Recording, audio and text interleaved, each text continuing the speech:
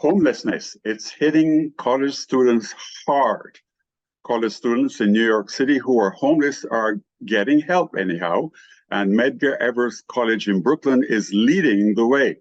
In just a moment, the president of Medgar Evers College will shed light on this.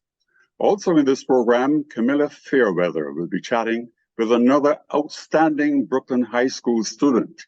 If you are a student or a parent, this program is for you. This is Brooklyn 45. We never think that many college students would be homeless. Well, here's an eye-opener. Dr. Patricia Ramsey, welcome to Brooklyn 45. Thank you very much.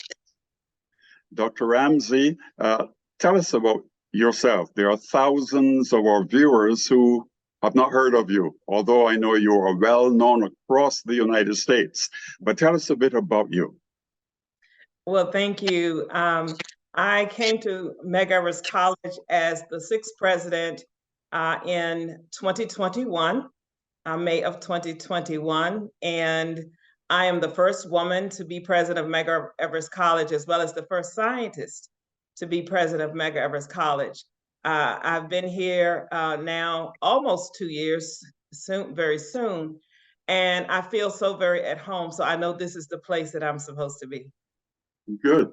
I want to talk about you as a scientist a little later on. Very recently, Governor Hochul says, and I'm going to quote, New York faces a housing crisis that requires bold actions and an all-hands-on-deck approach. Now, I know you at Medgar Evers have a hands-on deck approach. Tell us about that approach. Yes, well, one of the things coming in, I wanted us to focus, have a laser focus and be very intentional about student success. And one of the things that we learned as a result of just taking a closer look is that some of our students were having challenges, not because they were not academically gifted, but because of housing instability and food insecurity. And so it's one of the things that we have really looked at very closely, and we've been involved in getting some partnerships, some new partnerships to assist our students with their success. This pilot program that we've been hearing about has been all over the news. Yeah. Tell us about this pilot program. Yes, well, one of the things at Medgar Evers College during the pandemic, we had a staff member, Dr. Waleed Boone, who throughout the pandemic continued to work to try to assist our students and learn quite a bit about the community. And we were providing food not only to our students, but to our community. And of course, there always has been some issues with students having housing instability and food insecurity, but the numbers, of course, were exacerbated after COVID hit. And so because of the work that we had been doing in that space with regard to assisting students with housing insecurity, food insecurity, and housing stability, Dr. Boone was reached out to by NCS, the Neighborhood Coalition for Shelter, and they talked with him about a pilot project that they were interested in doing. And so Dr. Boone actually worked with them, helped to develop the programming, even went over to look at the housing that they were talking about, because we wanted to make sure that our students were able to get to the institution without it being such a long trip. And so he physically went there and traveled that path himself. I really just owe so much to him, because he has such care, interest in helping our students. And so after this conversation with NCS, then he did a focus study with our students. Dr. Boone has a Doctor of Social Work degree and is a Medgar Evers alum. And so when he did the focus groups with the students, he found that the students did not really want to be in a situation where they didn't pay something, which was really surprising because, of course, he knew that the students had housing instability. And so that was a part of what went into the formula for determining what the students would be charged. And so once they started to have more conversations with NCS, he and Dr. Jesse Kane started to have more conversations with NCS. Then Dr. Kane contacted me and he said, Dr. Ramsey, I'd like you to meet with these people so that we can really talk about how we can move forward with this. And at an executive level, there's some decisions, of course, that needed to be made. And so we did have that meeting, and it seemed like an exciting opportunity for our students. And so we started out with 13 students being a part of the pilot program. And somehow it was picked up by a number of news outlets. And so I think that is great because it brought attention to the fact that there are so many students, not just in New York City, but in America, that have this issue of homelessness or housing instability. You said you started out with 13 students. How many students do you have now?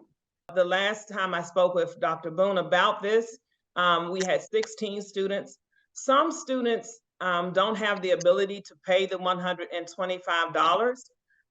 And some students, interestingly enough, are afraid, and I know this might sound strange, but some students are afraid to separate from their families because in many instances, they're helping their families with babysitting and all of these types of things.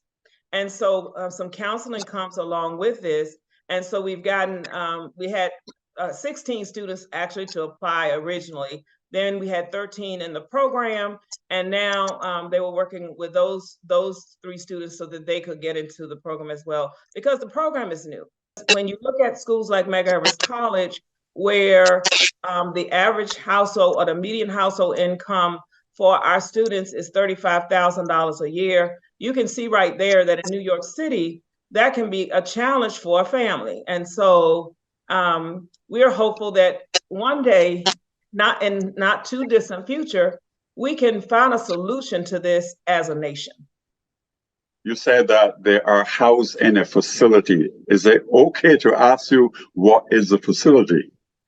Well, this is actually a building that has units in it, really designed, the part for the students is really designed like a dormitory, if you will, or a residence hall. I think that is the current term that's used, like a residence hall where you would have a suite and there's a kitchen and 2 separate bedrooms and a shared bathroom, just like at any college campus residence hall that doesn't have the restrooms, which you have one restroom for a floor, but it's actually a suite that is a shared suite.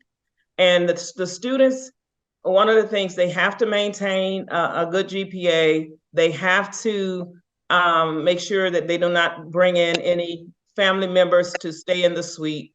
And they have to stay enrolled in order to be in the facility. The facility is one that the Neighborhood Coalition for Shelter was involved in acquiring spaces for this project.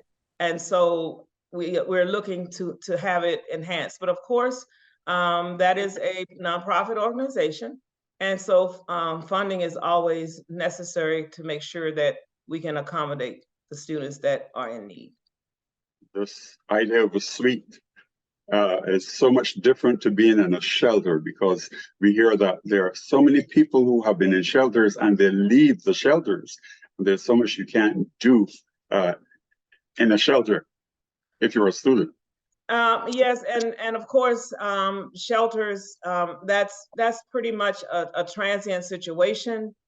These students can stay in this residence until they graduate, and as long as they are able to maintain their grades and stay enrolled. Let's talk about the challenges for other students who are not amongst this 16 students, because I'm told that there are thousands of students, even here in New York, who are homeless. What are the effects, some of the effects of being homeless as a student? Well, you mentioned about the 16. Well, first of all, many times the students will not identify as such. And so it's only those students that actually come through and identify as having housing instability or food insecurity, that we would actually know that that is the case. Sometimes there's shame associated with that. And so what we're trying to do is to educate the community, educate the students that it's nothing that they should be ashamed about, but that they should seek help. And I spoke with one of the students who had been interviewed by another media outlet. And she was just saying to me, and the fall was her first semester at the college. And she was sharing with me how she just felt so proud of Medgar Evers College because of what they did for her. She said it changed her life. And although she was not homeless by the definition that many people think when they see the people who actually are living on the street, she was in a space that was about 300 square feet, where there were, I think, 3 other siblings that she was having to take care of. So she had no space where she could really do her studies. And it affects a student overall with regard to their performance and their ability to progress through college if they have, such situations that they have to face. And so I see it as something very, very important that we need to do and need to look at. And when you use the word homelessness, a lot of times people's minds go to what they may see of people in blankets on the street or pushing baskets. But if a student is doing couch surfing, for example, you don't really know that they don't have a place to stay.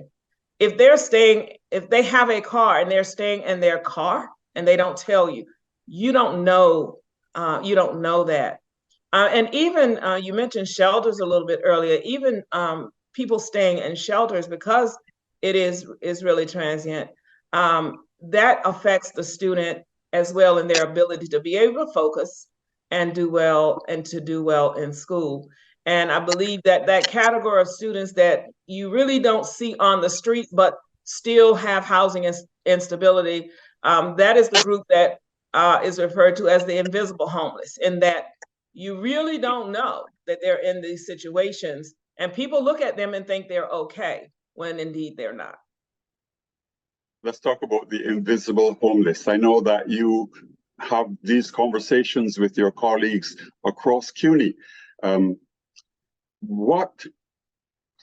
many invisible homeless students do you think are in other CUNY institutions? And what beyond the 16 at Medgar Evers, are there other homeless students who did not fit the category of 16? And how are they coping? Okay. Well, let me just speak again about a little bit about the 16. This is a pilot, and it started with Medgar Evers. Yes. But the chancellor from CUNY actually did participate when the ribbon cutting happened with the Neighborhood Coalition for Shelter. The chancellor participated because he knows that across CUNY we have many of the institutions who have the same issue. One of the other charitable organizations, for example, provided some funding to one of the CUNY community colleges, BMCC, if I'm not mistaken. And so it's something that's coming to light more and more. But as I said, students have to self-identify. And so there are thousands of students across CUNY, but not just CUNY, some of these very elite institutions as well. And when we look at this as an issue, it is something that is really not just localized to us. As I said, it's a national problem, because even before I came to New York City because I am not a product of New York City. I came to New York City from Maryland. But even when I was there some years ago, we had students who were living in their cars. When we found out, then we would find spaces for them. But the difference is that on the campus where I was, there were residence halls. And students don't even self-identify in instances even where the campus has residence halls. It just so happens that many of the CUNY institutions don't have residence halls. And so it's wonderful that this organization, NCS, actually started this pilot, trying to see how this is going to work out. And then we will have, I feel strongly, donors that will actually contribute so that we can then include a lot more students across the city. Is a huge, and I use this word carefully, city. 2.6 million people live in Brooklyn. And I understand that there are thousands of homeless students living in Brooklyn. What do you say to community organizations, to Brooklyn companies, to churches as to how they can help Medgar Evers and how they can help across Brooklyn these homeless students?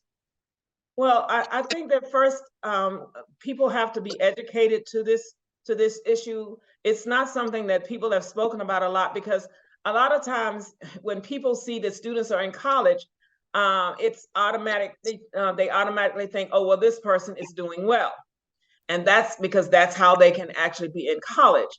And so you're right about Brooklyn as far as the large size of the city. I was at the borough president's state of the borough address last night, and he was talking about the size of our borough, and the fact that if we were a standalone city, we would be the fourth largest city in the United States. And so there are a number of things that are being worked on and that are being looked at under the new administration here in the borough.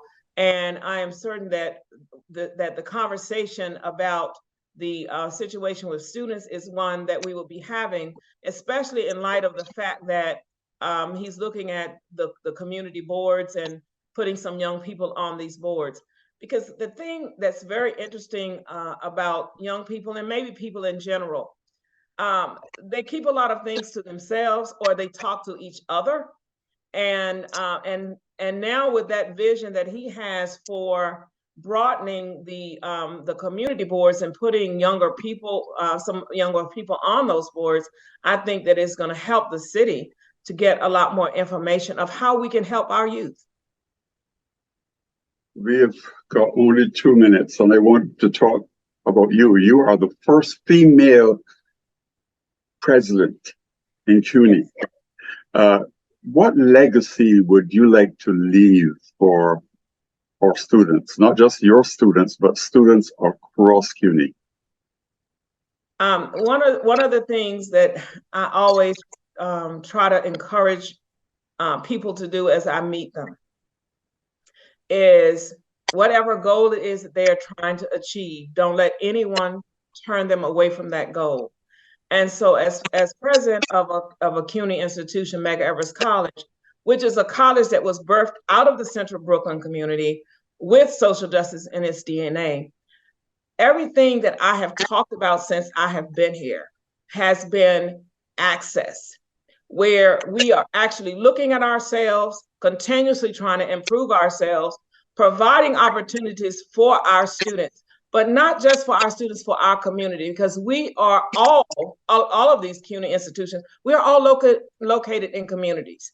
But Medgar Evers in particular is inextricably linked to community. And so one of the things that we are trying to do and make sure that when I leave this place, I leave it better than what I found it. But for our students, you speak about legacy. For them, once they achieve, to give back so that others then can be lifted up. Because you don't get educated for yourself, you get educated for others. President Ramsey, I want to thank you for being on Brooklyn 45 and for sharing all this information. I really would like to have you back. We at Brooklyn 45 would love to have you back to talk about you as a scientist and the importance of the STEM subject. So we hope that when we give you a call, you'll say yes. I will say yes, because I love to talk about science. Thank you. And your work with plants. Yes, absolutely. Okay. Again, thank you very much for being our guest on Brooklyn 45. Thank you for this opportunity to share about my wonderful school, Medgar Evers College.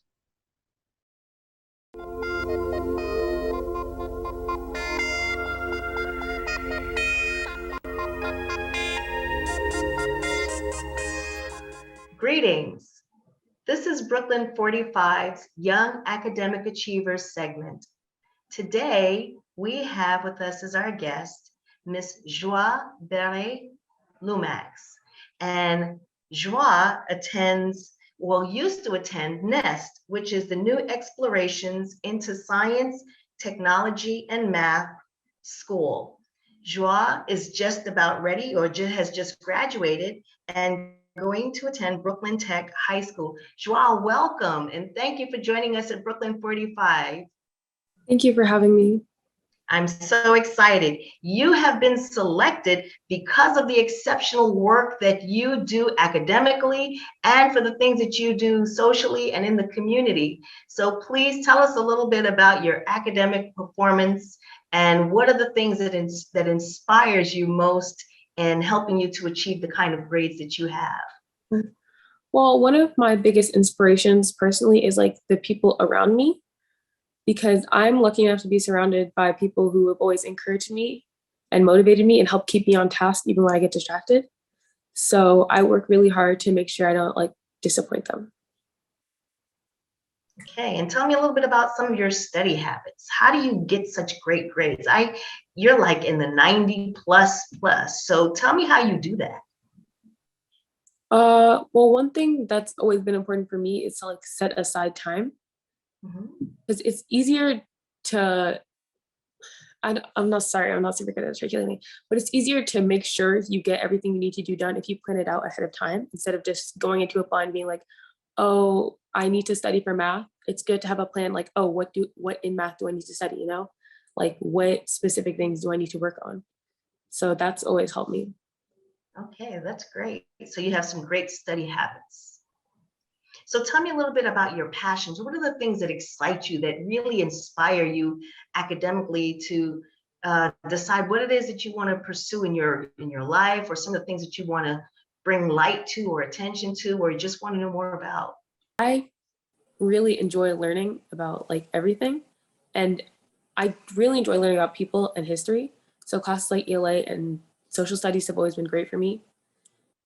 So I feel passionate when I go into class and when I learn just in general, you know, like even though I tend to lean towards certain classes, I just enjoy like learning in general.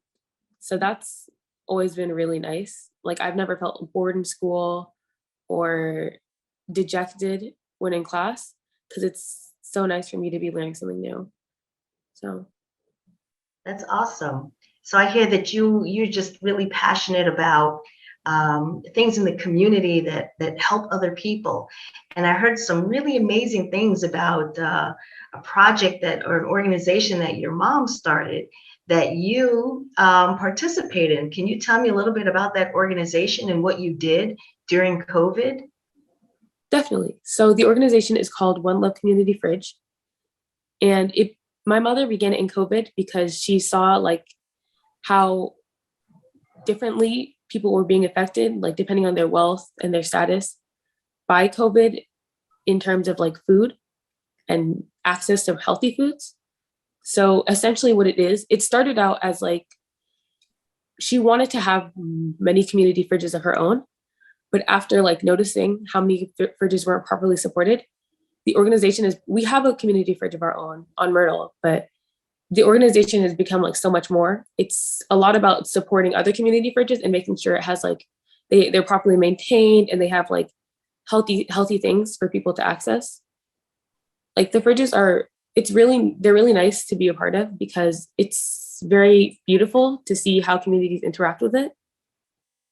So like they're usually kept clean by we don't have to keep it necessarily clean ourselves because people care about it and they will they'll help clean things, they'll help unload things. So yeah, it's been really nice. And back when I started, one of my jobs was to help reorganize the foods because you get bulk donations. So we'd have to rebag them. So that took a long time, but seeing how happy people were to receive fresh food and in a way that felt respectful that everyone could be a part of, it was really nice and it made it worth it. So that's really incredible and inspiring and amazing. Thank you for caring about the people in your community and making sure that they got good food, healthy food, and in such a gracious manner. Thank you for doing that. So in your last few seconds, tell me, what would you like peers, your people your age to know about what you do, or what would you encourage them to do in the community? And I think it's important if you see something that you think people need help with, to just try to find a way to help others because it's super fulfilling. And even though it seems like, oh, you're putting a lot of time into it, you might not necessarily get things back. It's emotionally fulfilling. So Joie, thank you again for joining us at Brooklyn 45. I wish you great success. Thank you so much for having me. Thank you. Back to you, Sam. Thank you, Camilla. And to our viewers, we thank you for watching this program. We invite you to partner with Brooklyn 45. You can do this in many different ways. Importantly, we are a 501c3 community TV program, so that when you support us, you benefit as well, and our communities benefit from our programs. So please tell your family, friends, and colleagues to watch our Brooklyn 45 TV program on cable TV and on YouTube, and to support us, be a part of what we do. On behalf of our Brooklyn 45 team, I'm Sam Taitt.